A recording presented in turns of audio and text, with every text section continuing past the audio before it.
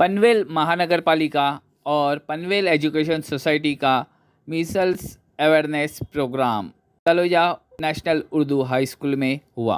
इस प्रोग्राम में पनवेल महानगर पालिका के आयुक्त गणेश देशमुख, पनवेल एजुकेशन सोसाइटी के प्रेसिडेंट इकबाल काजी, जामा मस्जिद पनवेल मुतवल्ली नवीद पटेल, भाई Patel, doctor Rehana Mujawar, x corporator Harish केनी, मुकीद काजी, पापा भाई, नौमान पटेल, बिलाल हाफिज़ और कई social workers, teachers, professor, students मौजूद थे।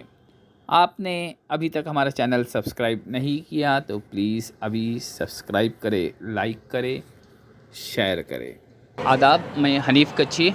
अभी हम आए हुए महाराष्ट्र मित्र की टीम इधर मिसल्स अवेयरनेस प्रोग्राम तलोजे में है। ये Taloja national Urdu high school में रखा हुआ है। इससे पहले भी याकूब बेग हाई स्कूल में रखा हुआ था। जब से पता चला है गोवंडी में कुछ बच्चों का इंतकाल हुआ, बच्चे की डेथ हो गई, मालेगांव में भी बहुत से ऐसे इन्फेक्टेड लोग हुए, मरीज मिले, तो मिसल्स रूबेला के ये कैंप ऐसा रख रहे हैं। पनवेल के जो चीफ मेडिकल ऑफिसर है डॉक्टर रेहाना मुजावर, हम उनसे पूछते ये कैंप के आज के आपके ये मेन रखने का मकसद इधर तलोजा ऐसा क्यों था?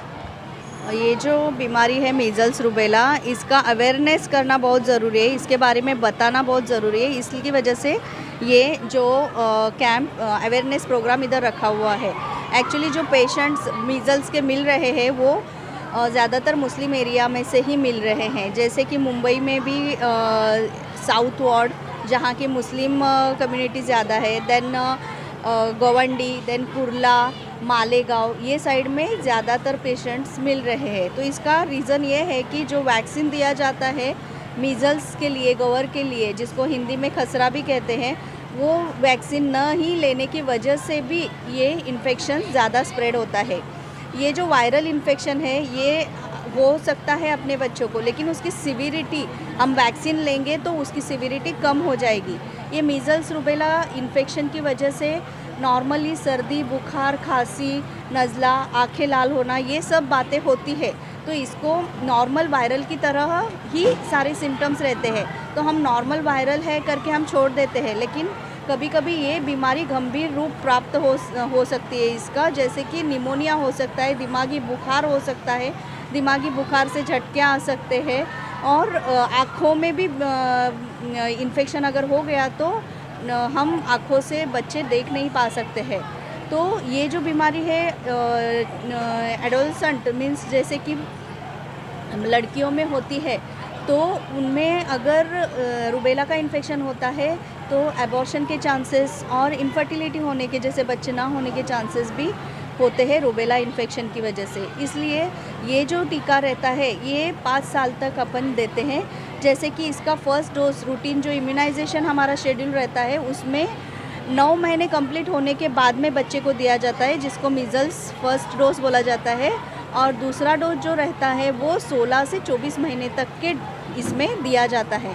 तो अगर ये 2 डोज अगर बच्चों ने नहीं लिए हैं तो 5 साल तक का टाइम रहता है कि जिसमें हम ये डोज उनको दे सकते हैं, और जिसकी वजह से आगे जाके इन्फेक्शन हुआ भी तो भी कॉम्प्लिकेशंस नहीं होते हैं। वायरल इन्फेक्शन है, थोड़ा हो सकता है, लेकिन उसकी सिविरिटी नहीं होगी। तो ये वैक्सीन लेना ज़रूरी है।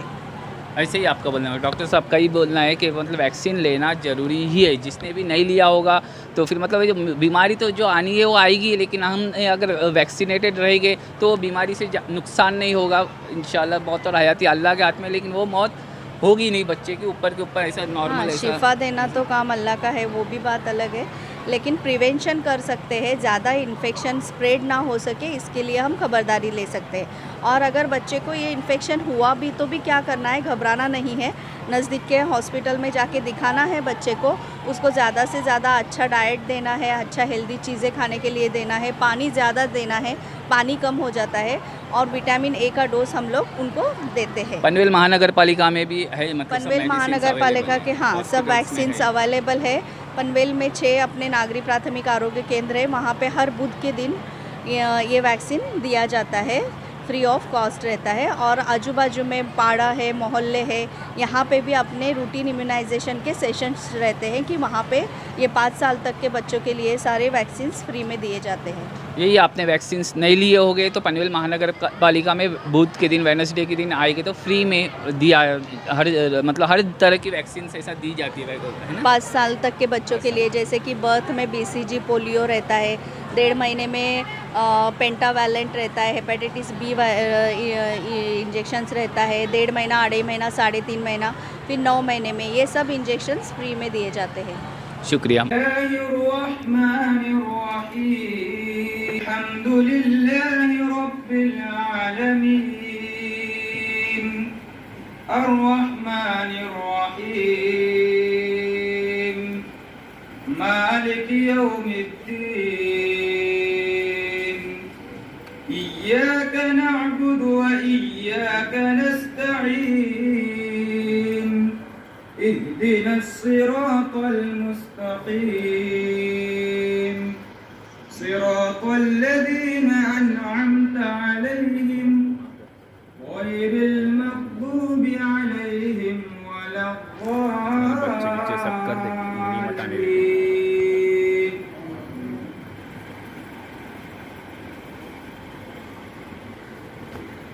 हर प्रोग्राम का जलसे का एक सदर होता है और सदर ही जो है जलसे की कार्रवाई को आगे बढ़ाता है। तो सदर के लिए सदर के इंतखाब के तौर पर मैं हमारी पनवेल एजुकेशन सोसाइटी के सदर मोहतरम जनाब मोहम्मद इकबाल हुसैन काजी साहब का नाम पेश करता हूँ और मैं चाहता हूँ कि हम में से कोई साथी आए और इस नाम की तारीफ करे। मेरे मौजूद साथी ने जिस अजीम हस्ती का नाम सदर के तौर पर पेश किया है, मैं इसकी पुरजोर तायद करता हूँ। कहलाए है कहकशा बनकर उभरे हैं, शम्स कमर कहलाए हैं, हम जिन राहों से गुजरे हैं नक्श कदम छोड़ आते हैं। कुछ ऐसी ही शख्सियत है हमारे इकबाल हुसैन काजी साहब।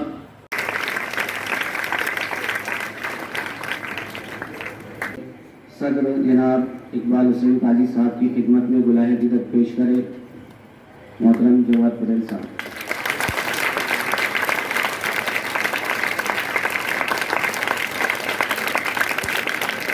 साहब की खिदमत में गुलाहे अकीदत पेश करे, जोरदार तालियां हो जाए।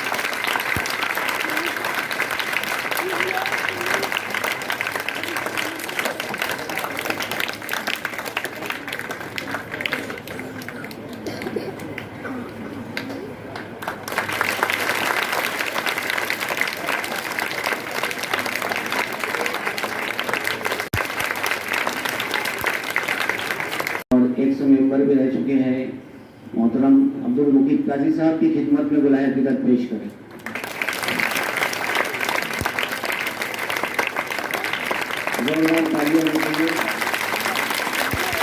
तमाम मेहमानान की खिदमत में गुलाहे अकीदत पेश करें, जोरदार तालियां हो जाए। सिर्फ तालियां बजाना है, आवाज नहीं करनी आप लोग।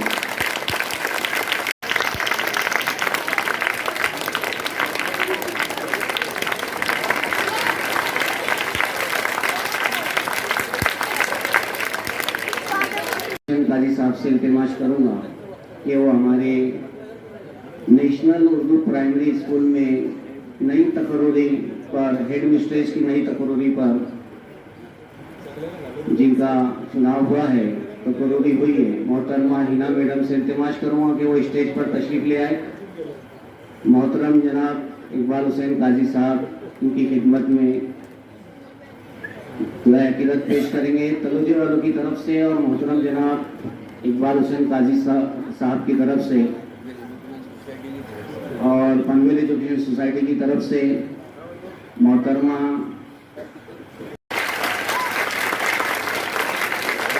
मैं हमारी स्कूल हाजा के हेडमास्टर मोहतरम हनीफ मुल्ला साहब से इल्तिमास करूंगा कि वो डॉक्टर साहब की खिदमत में गुलाहे अकीदत पेश करें। मोहतरम डॉक्टर आसिफ साहब।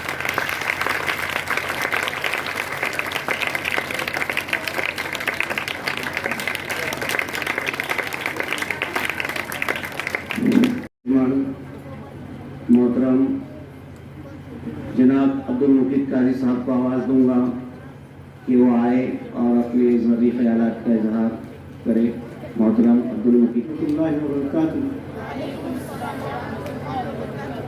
मंच पर बैठे हुए हमारे मेहमान खुसूसी जनाब गणेश देशमुख साहब, जो हमारे एरिया के कमिश्नर भी है महानगर पालिका के, इसी के साथ हमारे इस पनवेल एजुकेशन सोसाइटी याकूब बेग हाई स्कूल के सदर जनाब इकबाल गाजी साहब, हमारे सेक्रेटरी नूर पटेल साहब, हमारे और 2 मेंबर हैं यहाँ पर आए हुए जो नवीद पटेल साहब और हनीफ मुल्ला साहब, और हमारे साथी नगर सेवक हरीश केनी साहब और पापा पटेल साहब।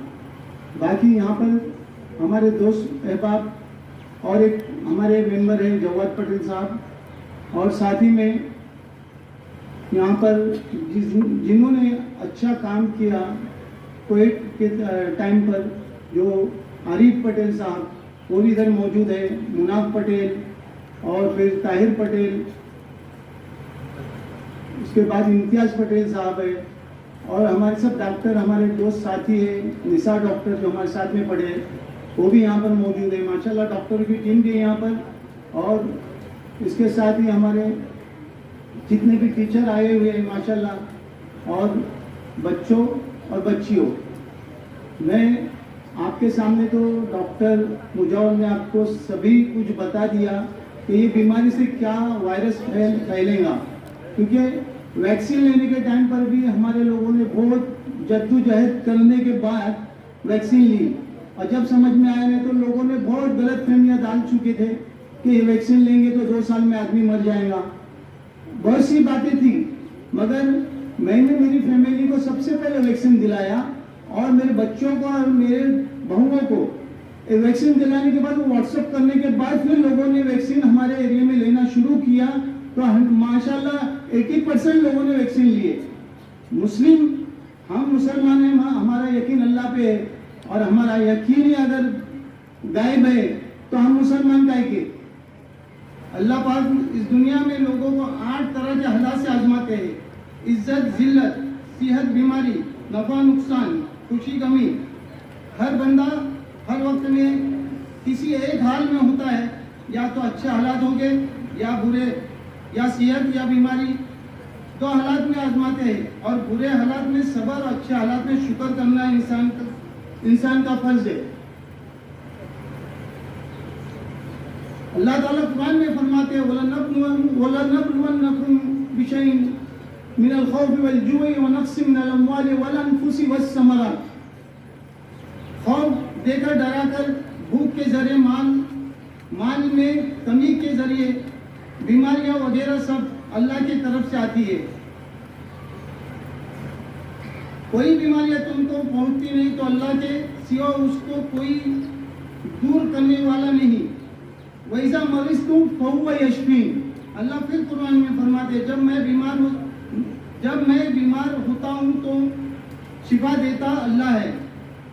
हज़रत अली रज़ी अल्लाह ताला नबी करीम सल्लल्लाहु अलैहि वसल्लम के पास पहुँचे, बताया उनको आंखों की बीमारी थी, तो बताया तो नबी करीम सल्लल्लाहु अलैहि वसल्लम ने खुद का लोहाबे दहन, आप तो उर्दू मीडियम से लोहाबे दहन को समझ गए होंगे, तो उसको लेकर उनकी आंखों में मला, तो अल्लाह के नबी की जो लोहाबे दहन वो आंखों को अच्छा कर दी।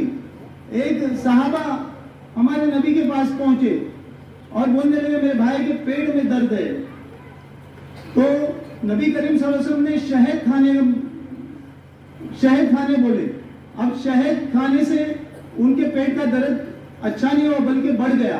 फिर वो नबी के पास आए, नबी ने कहा फिर खाओ, फिर आए तीसरी मरतबा, फिर खाया तो उनका पेट अच्छा हो गया। तो एक इंसान में अल्लाह के सिवा कोई कुछ नहीं कर सकता, ये तो एक जरिया है। डॉक्टरों ने ये हिकमतें है, अगर हिकमत अमली अगर हमारे में नहीं आई तो ये सुन्नत तरीका है, ये हमारे नबी ने भी ये सुन्नत तरीका आजमाए और सुन्नतों पे चले, तो ये सुन्नतों को हमारे को लेके चलना है। हमारा यकीन पक्का रखो, इंशाअल्लाह हमारे बच्चों को किसी की ताकत नहीं मारने की, और कोई मारना भी चाहा, जहर का भी इंजेक्शन दिया तो अगर अल्लाह उसको बचाने पे आया तो उसको कोई मार नहीं सकता। तो हमारा यकीन पक्का करो, एक मैं हमेशा बोलते रहता हूँ, अभी तो ये बीमारी का मौजू है इसलिए इधर कुछ ज्यादा बोल नहीं सकता, फिर भी आप लोगों को बताता हूँ कि 1,000 रुपये एक दाना अगर चावल का होगा तो भी अल्लाह सबों को खिलाएंगे। अल्लाह गफूर रहीम है और अल्लाह किसी एक का नहीं है। कुरान में पहले इसमें अल्हम्दुलिल्लाह रब्बिल आलमीन, मैं सारे आलम का रब हूँ, मैं कोई मुसलमान को रब नहीं हूँ। हिंदू, मुस्लिम, क्रिश्चियन, सिख, ईसाई जितने भी लोग हैं सबों का रब अल्लाह है। जो हम अल्लाह बोलते हैं, हिंदू भाई हमारे उसको भगवान बोलते हैं। तो अकीदा अपना अपना अलग है। हमारा जो अकीदा हमारे अल्लाह के साथ में, अल्लाह की जात करने धरने वाली है। इंशाल्लाह तुम लोग अपने बच्चों को ज्यादा से ज्यादा मेहनत करो कि अपने बच्चों को जो वैक्सीन जो आई है, जो टीका आया है गवर का, तो वो गवर हमारे इसमें फेमस है। पहले बच्चे लोगों को कुछ ना कुछ टोटके करते थे और टोटके करना भी गुनाह है। ये किसी तुम मुफ्ती से पूछ सकते हो। ये जो इंजेक्शन है जो हमारे सेहत पे, अगर किसी बच्चे को वो सूटेबल नहीं है तो डॉक्टर से पूछ के करो, लेकिन मगर डरो मत। तुम्हारे बच्चों को, तुम्हारे बच्चे, हमारे बच्चे सबको परवरिश करने वाला अल्लाह है और इंशाल्लाह अल्लाह ही उनको अच्छा करेगा। इस यकीन के साथ में अपने अपने घरों में जाकर अपने अपने बच्चों को ये जो बीमारी के जो टीके हैं ये लगाना शुरू करो। अल्लाह हाफिज।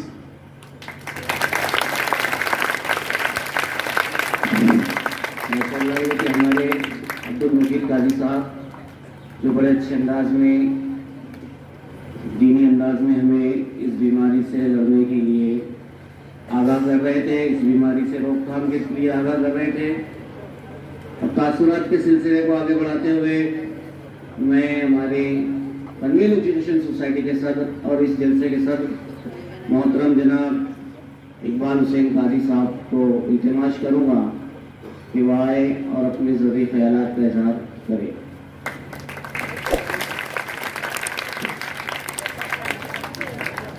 अस्सलामु अलैकुम रहमतुल्लाहि व बरकातहू। स्टेज पे बैठे हमारे मेहमान खुसूसी डॉक्टर गणेश देशमुख साहब, जिन्होंने अपना कीमती वक्त निकाल के, जैसे कि आप जानते हो, एक बहुत जिम्मेदार इंसान है। आज उनके ऊपर इतनी बड़ी जिम्मेदारी है कि 70 नगर सेवक का लोड उन पे है। जो 70 नगर सेवक संभालते थे वो अकेले संभाल रहे। तो मैं पनवेल एजुकेशन सोसाइटी की ओर से देशमुख साहब और उनकी जो डॉक्टर्स की टीम है, रेहाना मैडम, उनका सबका शुक्रिया अदा करता हूँ, जिन्होंने एक अपनी जिम्मेदारी समझ के यह आए। उनका बहुत बहुत बहुत मैं एहसानमंद हूँ कि एक जिम्मेदारी समझ के आए, तो उनका शुक्रिया अदा करता हूँ। साथ ही साथ स्टेज पे बैठे हमारे सभी मेहमान जो भी पलोजे के, जिनका लास्ट जो कोविड का जो ये हुआ, जिसमें सबसे अहम तलोजे का रोल था। और पूरे रायगढ़ में जितना अच्छा काम तलोजे वालों ने जो कोविड में काम किया है, काबिल तारीफ है। तो इंशाअल्लाह मैं अभी भी यही उम्मीद रखूंगा, जिस तरह उन्होंने कोविड में काम किया, ये जो रुबेला है जिसमें जो गौर बनता है हमारे इसमें अभी पूरे हिंदुस्तान के पूरे वर्ल्ड में धीरे धीरे फैलना शुरू हुआ है। तो मैं यही सभी लोगों से रिक्वेस्ट करूंगा कि अपने घर में सभी लोग को एहतियात करें कि ये कोई गलत चीज नहीं है, अच्छी चीज है। लेकिन कभी कभी क्या होता है, कुछ लोग ऐसे रहते हैं कि अच्छी चीज को भी बुरा बताते हैं, उसमें पॉलिटिक्स करते हैं। तो मैं ये सभी जितने भी है उनसे रिक्वेस्ट करूंगा कि एक इंसान के इंसानियत का काम है, इसमें कोई पॉलिटिक्स नहीं करे, अच्छा काम है। तो सभी मिलजुल के इसमें अपना अपना हाथ बढ़ाए और हमारे जो भी अवाम है, जो हमारी कौम है, उसका इसमें ज्यादा से ज्यादा फायदा कैसे हो देखिए। जैसे आपने कोरोना के टाइम पे इतना अच्छा काम किया है कि उल्मा कमेटी है, अभी जो भी हमारा आरिफ है, बाकी भी जो टीम है, इनका सभी टीम है, सबका नाम नहीं लेना चाहता, टाइम जाएगा। सभी तलोज वाले ने बहुत अच्छा काम किया है। तो मैं यही उम्मीद करता हूं कि आगे भी ये इस तरीके से अच्छा काम करे और जो आने वाली जो बीमारी है वो ना आए, इसलिए ज्यादा से ज्यादा लोगों को ये वैक्सीनेशन कराए और उनको इसके फायदे बताए, इसका नुकसान नहीं है। तो यही मैं आप लोगों से रिक्वेस्ट करने आया हूं और उम्मीद भी करता हूं इंशाल्लाह हम इस पर अमल करेंगे। अल्लाह हाफ़िज़।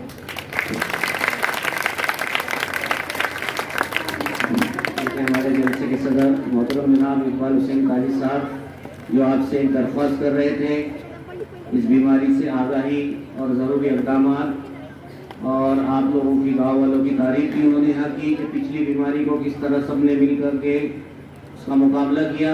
बेहतरीन ख्यालात हम सबसे साझा करें। मोहतरम हरीश के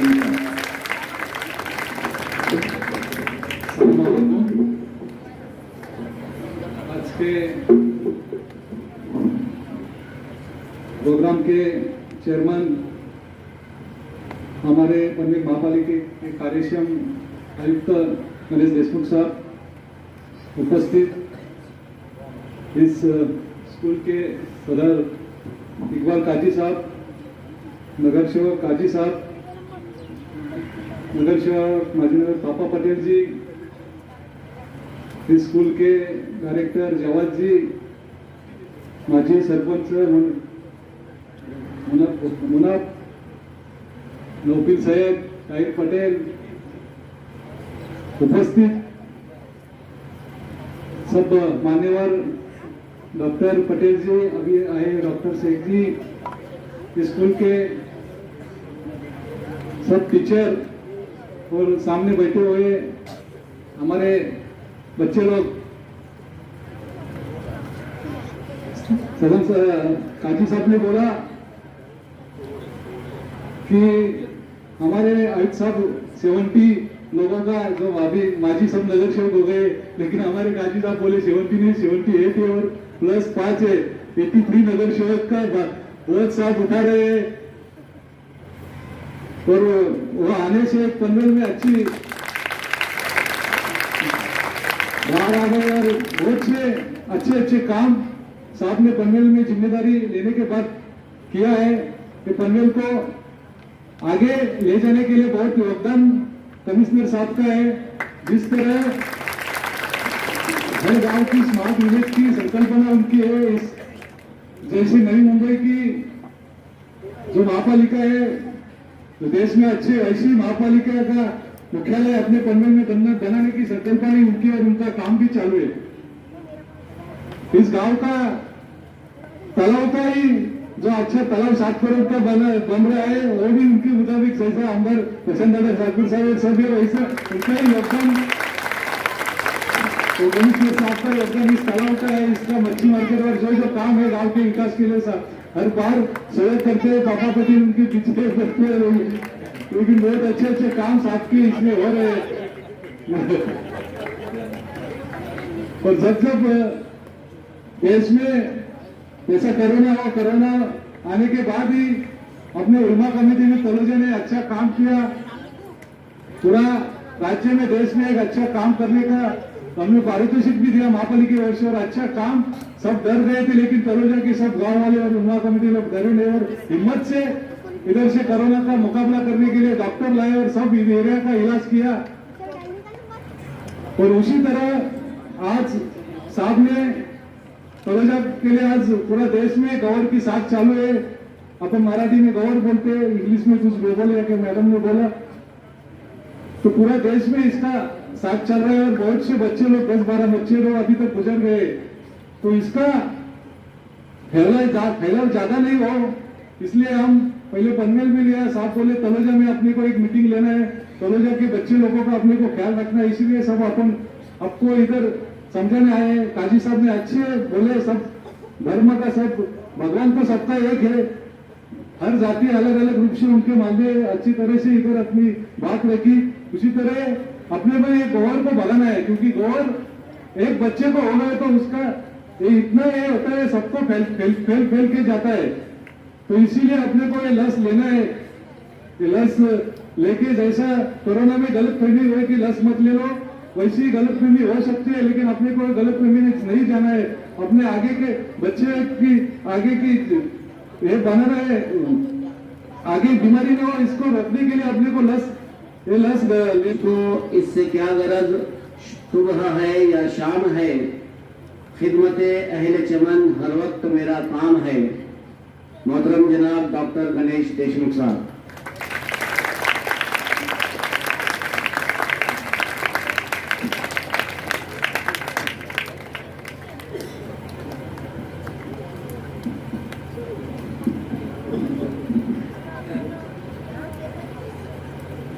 आज के इस प्रोग्राम में मंच पर उपस्थित इकबाल काजी साहब, अब्दुल काजी साहब, महानगर परिषद के पूर्व पार्षद पापा काजी साहब, हमारे हरीश भाई, माजी सरपंच जी, स्कूल के डायरेक्टर, स्कूल के बोर्ड मेंबर, सभी सदस्य और मेरे उपस्थित छोटे बच्चों, स्कूल के टीचर्स, पेरेंट्स,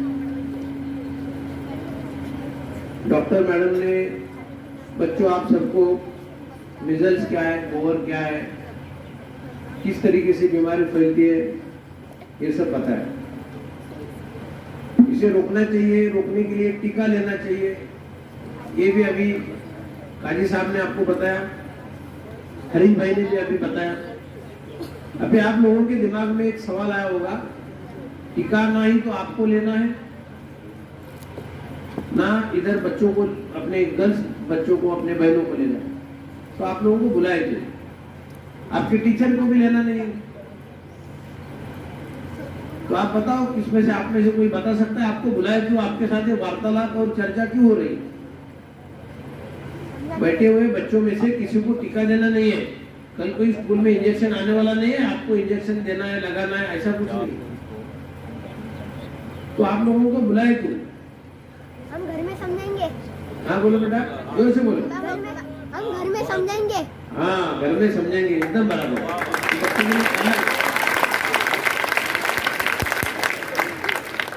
मैं आप सभी का ध्यान 2-5 मिनट के लिए मुझे मेरी तरफ खींचना चाहता हूँ। देखिए, हम लोग बारिश आते हैं तो छाता लेके निकलते हैं, क्यों?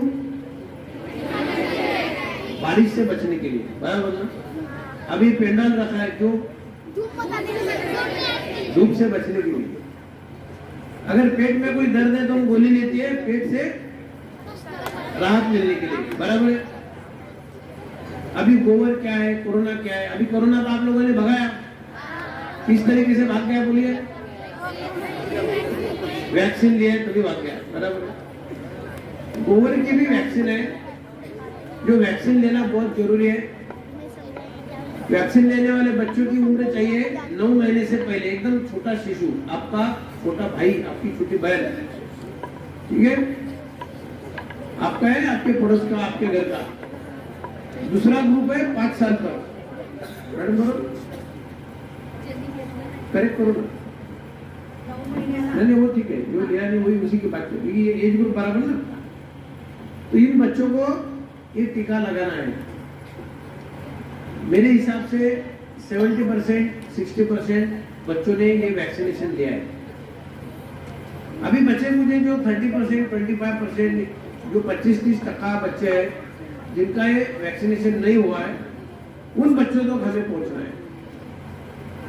तो वो बच्चों तक पहुंचने के लिए आप लोगों की, आप बच्चों की सहायता की बहुत जरूरत है। अभी आपके घर तक पहुंचना है, आपके एरिया में मैसेज देना है, उसका जरिया क्या हो सकता है? सुनो जरा, शांति से सुनो, आपके फायदे की बात है। एक तो ये वर्तमान पत्र में कोई इश्तेहार आना चाहिए, तो पढ़ के आपके घर में, आपके मोहल्ले में, पड़ोस वाले लोगों को पता चलेगा। दूसरा माध्यम है टीवी मीडिया के माध्यम से, वो तो गवर्नमेंट कर ही रहा है, एडवर्टाइज आती है गवर्नमेंट की, संडे हो या मंडे रोज खाओ अंडे, ये एक एडवर्टाइज आती है ना। दूसरी ये भी आती है, टीकाकरण नजदीक के प्राइमरी हेल्थ सेंटर में जाइए और टीकाकरण कीजिए, ये भी एडवर्टाइज आती है। लेकिन हमारी घर की अपनी माँ बहनें क्या करती है, अपने बुजुर्ग क्या करते हैं, एडवर्टाइज लग गई ना, सब्जियां काटने का काम करते हैं अंदर इस तरीके से, फिर सीरियल चालू हो गए तो वापिस आ जाती है, बराबर है? तो एडवर्टाइज कोई देखता ही नहीं, फिर आपको पता कैसे चलेगा? आप पेपर पढ़ते नहीं है, टीवी की एडवर्टाइज देखते नहीं है, डॉक्टर की बात सुनते नहीं है, तो आपको पता कैसे चलेगा?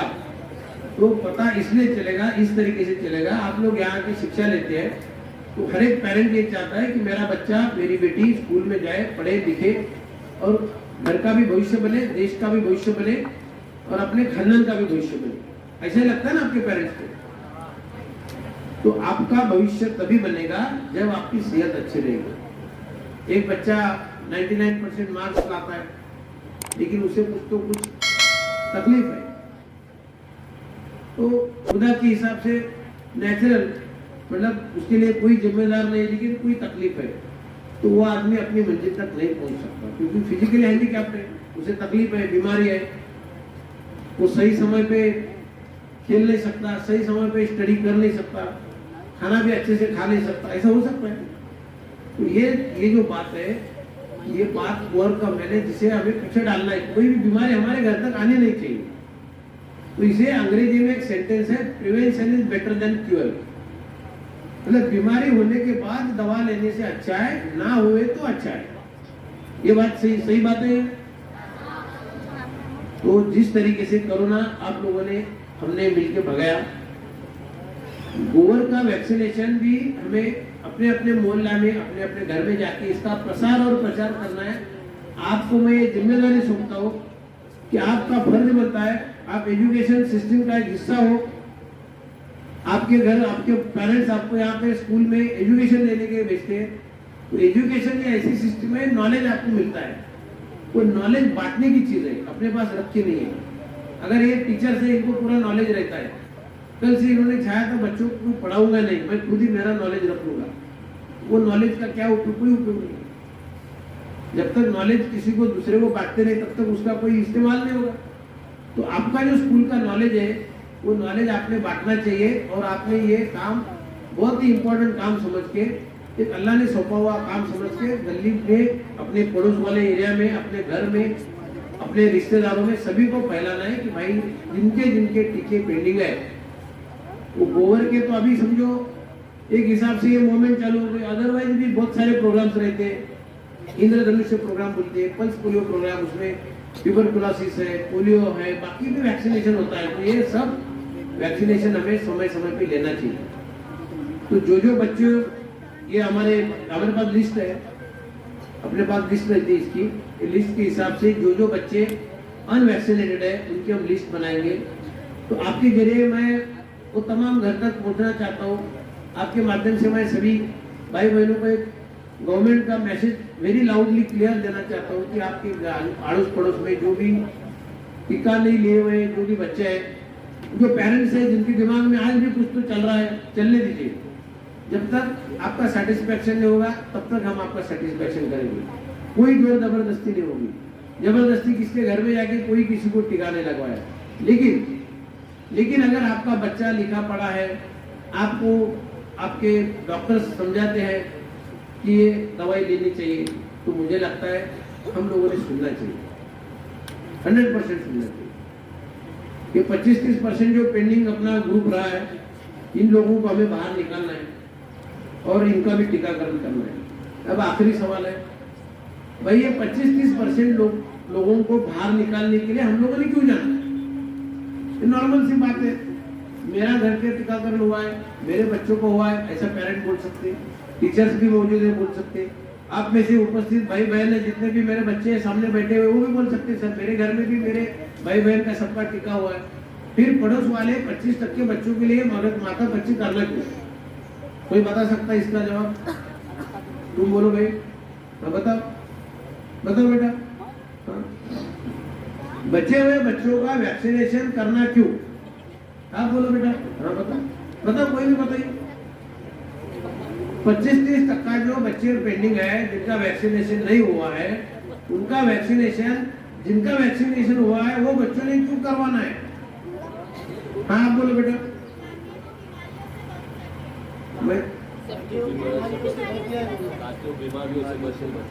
हाँ, ताकि वो बीमारियों से बच सके, ये इनका बड़प्पन है, ये समाज सेवा की बात हो गई।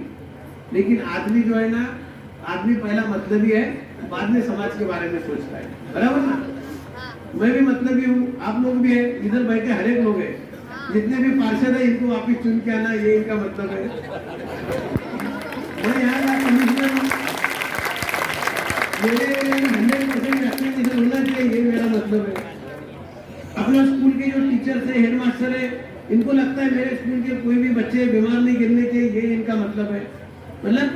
मतलब का मीनिंग है ऑब्जेक्ट, मोटिव। हर एक आदमी का अपना कुछ ना कुछ एक मकसद रहता है, मोटिव रहता है। आपका मोटिव क्या है? आप एजुकेशन के लिए आए यहाँ पे, तो हम सबका एक कॉमन मोटिव है। इसमें हम लोगों का मतलब है 30% लोगों का वैक्सीनेशन करना।